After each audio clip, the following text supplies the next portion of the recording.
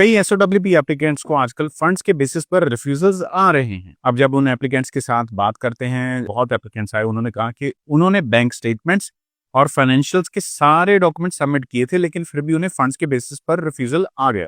अब इंटरेस्टिंग बात ये निकल के आती है, जब हम उनके जीसीएमएस नोट्स देखते हैं या जो सबमिटेड डॉक्यूमेंट्स की फाइल है, जब उसको देखते हैं, उनकी एप्लीकेशन में जो बैंक स्टेटमेंट्स हैं या बाकी फाइनेंशियल प्रूफ हैं वो सबमिट नहीं हुए। अब इसका रीजन ये है कि उन्होंने जिस रिप्रेजेंटेटिव को हायर किया था वो अनऑथराइज्ड रिप्रेजेंटेटिव थे, जिन्हें गोस्ट कंसल्टेंट भी बोला जाता है।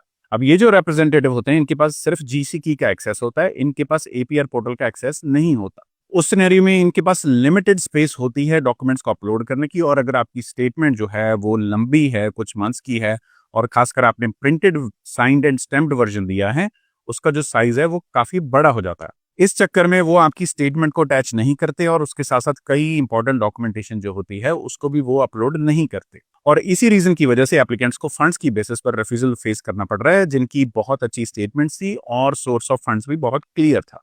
सो अगर आपने भी किसी ऐसे एजेंट या कंसल्टेंट के थ्रू आप अप्लाई कर रहे हैं जिनके पास सिर्फ जीसीकी का एक्सेस है, एपीआर पोर्टल का एक्सेस नहीं है, देन मेक श्योर कि वो आपकी बैंक स्टेटमेंट्स और फाइनेंशियल प्रूफ्स ध्यान से अपलोड जरूर करें। इस टॉपिक के बारे में अगर आपका कोई क्वेश्चन या क्वेरी है और आप हमारी टीम से कांटेक्ट करना चाहते हैं, तो आप स्क्रीन पर दिए गए नंबर्स पर कॉल कर सकते हैं। Our team would be happy to assist you.